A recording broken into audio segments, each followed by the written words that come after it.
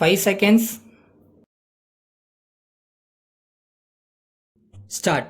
தலைவர் அவர்களே, மக்கள் எல்லோரும் நல்வாழ்வு வாழ வேண்டும் என்று அனைவரும் அடிக்கடி எடுத்துச் சொல்லி வருகிறோம். அதற்காக மக்களால் தேர்ந்தெடுக்கப்பட்ட ஆட்சிகள் மாநில அளவிலும் சரி, மத்திய அளவிலும் சரி நடைபெற்று வருகின்றன என்பதை நாம் அறிவோம்.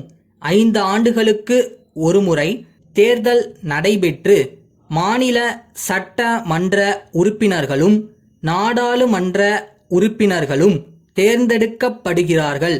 இந்த உறுப்பினர்கள் மக்களுடைய தேவைகளை அறிந்து அவற்றை மன்றங்களில் அவ்வப்போது எடுத்துச் சொல்லி அரசாங்கத்தின் மூலம் நிறைவேற்ற கடமைப்பட்டிருக்கிறார்கள்.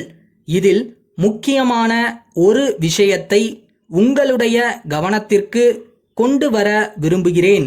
மக்களை பொறுத்தவரையில் அவர்கள் தங்களுக்கு எத்தகைய ஆட்சி தேவை என்பதை அறிந்து அத்தகைய ஆட்சியை ஜனநாயக முறையில் அமைத்து கொள்ள வேண்டிய பெரும் பொறுப்பு உடையவர்களாக இருக்கிறார்கள்.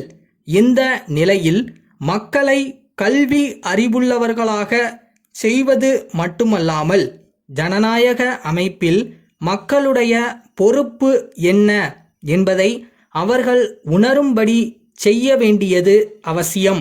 மக்கள் ஜாதி மத பேதமின்றி ஒருவருக்கொருவர் ஒற்றுமை மனப்பான்மை உடையவர்களாகவும் நாடு முன்னேற வேண்டுமென்ற நல்ல எண்ணம் உடையவர்களாகவும் இருக்க வேண்டும். அத்தகைய எண்ணத்தை அரசியல் தலைவர்களும் சமய தலைவர்களும் மக்களிடையே ஏற்படுத்த வேண்டுமென்று கேட்டுக்கொள்கிறேன். இவற்றுக்கெல்லாம் அடிப்படையாக நாடு பொருளாதாரத்தில் முன்னேற வேண்டியது அவசியம். பொருளாதார முன்னேற்றம் ஏற்பட வேண்டுமானால் தரிசாக உள்ள நிலங்கள் விவசாயம் செய்வதற்கேற்ற வகையில் மாற்றியமைக்கப்பட வேண்டும். அதற்கு இன்றியமையாதது நீர்ப்பாசன வசதியாகும். நீர்ப்பாசன வசதி செய்ய வேண்டுமானால் ஆறுகளின் குறுக்கே அணைகள் கட்டப்பட வேண்டும். ஏரி குளங்கள் முதலியவை ஆழப்படுத்தப்படுவதுடன் கரைகள் பலப்படுத்தப்பட வேண்டும்.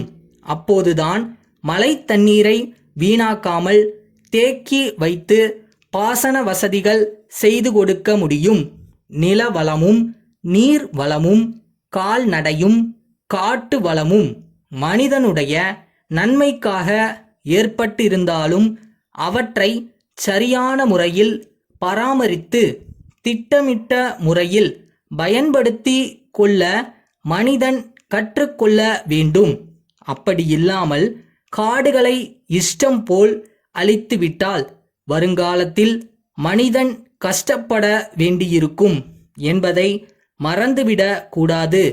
இயற்கை வளங்களை போற்றி பாதுகாத்து நல்ல முறையில் பயன்படுத்தாத காரணத்தால் பெரு வெள்ளத்தினால் சில பகுதிகளும் கடும் வறட்சியினால் மற்றும் சில பகுதிகளும் பாதிக்கப்பட்டு வருவதை பல சந்தர்ப்பங்களில் பார்த்து வருகிறோம்.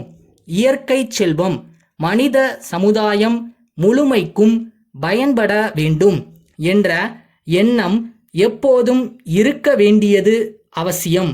அந்த எண்ணம் ஓரளவு இல்லாத காரணத்தால் ஒரு பகுதியில் பெரு வெள்ளத்தினால் சேதமும் மற்றொரு பகுதியில் குடிப்பதற்கு கூட தண்ணீர் கிடைக்காத அவதியும் இருப்பதை பார்க்கும்போது உண்மையிலேயே நாம் வேதனைப்பட வேண்டியவர்களாக இருக்கிறோம்.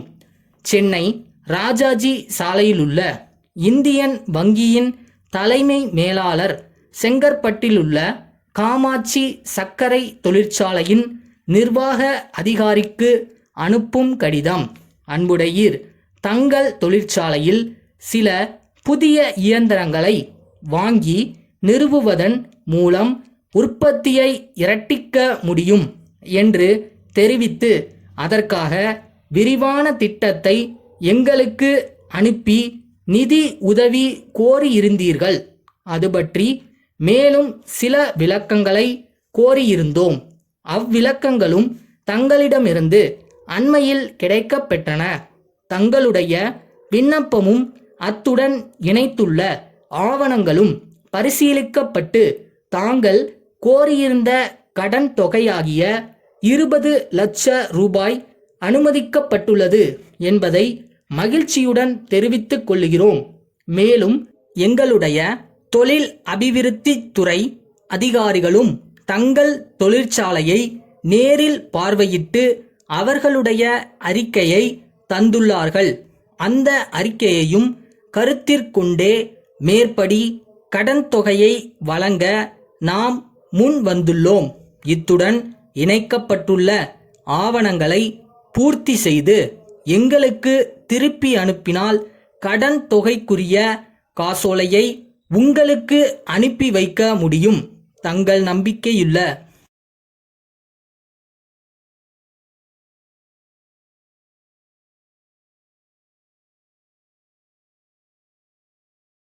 பழசெல்லாம் மறந்துடுங்க.